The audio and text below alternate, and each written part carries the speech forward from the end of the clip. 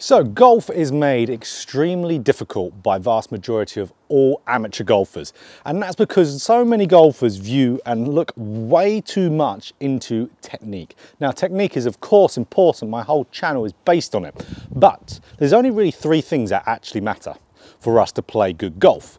And if we can really make sure those three things are optimized and done correctly for us, we could make the golf swing so much easier for ourselves and just make golf generally more enjoyable for us rather than being bogged down in technique and have paralysis by analysis. So let's go through the three things we need in their level of importance. Only three things we technically need to play good golf. So number one, low point control. It's so incredibly important. That's number one. Number two, we need a relatively okay club path. Just needs to be repeatable.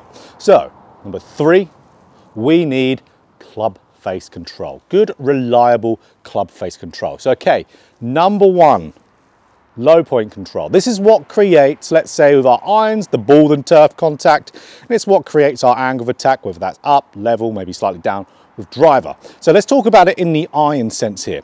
So, we want the lowest point of our swing arc to be after the golf ball so we can hit nicely down.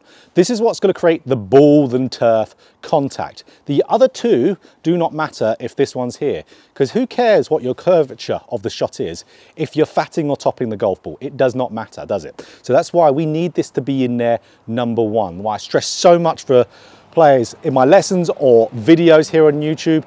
You need that low point control there. So what controls the low point is good shifting in the downswing. So I really always want to see players have a good level of shifting their weight onto their lead side. If you are not shifting your weight onto your lead side, the lowest point of your swing arc is always going to be fairly level, or let's say if you hang back behind the golf ball. So let's say if it's behind the golf ball, your player that really hangs back on their trail side, you are massively going to have your low point behind the golf ball. So that means you're going to either fat the golf ball, you're going to enter the ground way before that, or you're going to top it. We always need some good shifting in there. So guys, to nail good low point control, this is my favorite drill.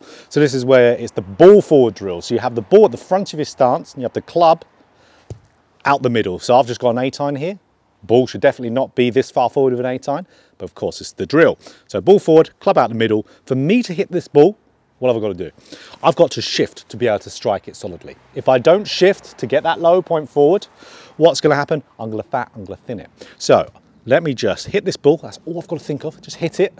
That's it. Don't even think of anything technical. Just hit the ball and you're going to be shifting more, which is going to be getting the low point forward. So here we go. Just going to hit the ball. There we go. You can almost see how my body starts drifting towards the golf ball before I even complete my backswing. Something we see a lot of good players do. So get going at that drill if you're struggling with your low point. And that's the first thing you absolutely have to have. I don't care what you're swinging like. If your low point's bad, you've got to work on it. So that takes priority of everything. So make sure it's in there in your golf swing. So the second most important thing that matters when we're out and playing, that's your club path. It needs to be relatively okay. So it doesn't need to be perfect by any means. You don't need to be hitting dead straight shots, having a dead neutral club path. You need to play your shape. But if you are, let's say, shaping it far too much, then absolutely you need to calm it down. So this is where we need to be in the realms of having that consistent shot shape that we can rely on. Doesn't matter if it's a little slice, doesn't matter if it's a little hook. It just needs to be consistent so we can plan our way around when we're playing golf, because this is all about playing golf. This is not about perfecting your golf swing on the driving range. It's about shooting a score. So let's say, for example, you're just a little bit too much out to in, over the top golfer, which is, I know there's a lot of you out there. For you to go and play better golf, be a little bit simpler, a little bit less bogged down in technique for it, you would do something like this, where you would do a classic avoidance drill. So where we'll just calm down the path a little bit. If you're very, very slicey, we don't need to go from a slice to a draw. Absolutely not. That would actually probably make you worse, because you'll be very unfamiliar with what your ball flight's going to do on the golf course. We would want to make your slice into a smaller slice, or maybe a controllable fade, of course, would be a good goal. So here we go. We just have something that calms down the excessive out to in path. So for me here, let's say I grab a swing plate, or I could have an alignment sticking out the ground or upturned range basket. Got about half a club's distance away from me and half a club's distance in front of the ball line from that point. So if I get too over the toppy, too slicey, I'm going to hit the stick. So if I just swing underneath the stick, that's going to make me way more neutral, but it will be exaggerating it a little bit whilst I practice, so I can feel quite an extreme the other way. So when I take this away after a good amount of reps, I won't start drawing it all of a sudden, absolutely not, but my path will be a lot more controlled. So great way to practice. And if you were, let's say, more of someone who gets stuck on the inside and you just want a simple way to practice it, other way around. This could be very much to, let's say, myself from time to time with my old swing faults. Is definitely have this here just on the inside, half club's distance away, again half club's distance behind there, and then all we do from here, we don't want to get stuck on the inside, we'll hit it. Again, this is just making my club path a little bit more neutral, but closer to neutral, just so we are a little bit more controllable with our curvature. So here's the third thing that matters when we're out playing golf, to play good golf. That is club face control. So let's say, for example, okay, club path is good, low point control is good. So let's say we're a little bit on the outside, 2 degrees on the outside, that's pretty controllable, soft fade, nice low point control, hitting good strikes. But our club face is hugely open. So if our club face is hugely open, then we're going to have a tough time controlling our curvature again. Because let's say my club face is opening up early in the backswing and now it's really open in the downswing. If it remains open, I'm going to hit a huge slice. Or if we're a golfer on the inside, I'm going to hit a block slice. Or let's say your club face is too closed. If I'm the outswing golfer, now I've just hit a pull or a pull draw. Or if I'm an inside golfer, now I have just hit a horrendous hook to where the club path is fine. But this isn't. So this is one of the most important things, and this is the thing that you'd see more of the better player struggle with. Tour players, this is what they would struggle with quite a lot. How rare is it, do you ever see a tour player fat a golf ball? It's not very often, or top it, not at all. Their low point's always very good.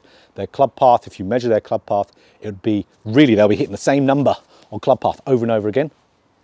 This maybe not. So this is where definitely for myself is the thing to work on, absolutely. But for a lot of you, your club face control issues stem from your takeaway and how you move. So if we're a golfer who has a lot of forearm rotation early, so if I pull up my sleeve to where my tattoo is rolling towards the ground here, if we have a standard grip, that's going to make the club face quite a little bit open, to where then we can have the best club path in the world, best low point, but we're still going to stall the body rotation out and flip. Poor club face control. So that's where, if we got ourselves into a better takeaway position, where we had a little bit less forearm rotation, you can see now the tattoo's pointing up towards the sky and behind me, you can see the club face angle is more matching my back here.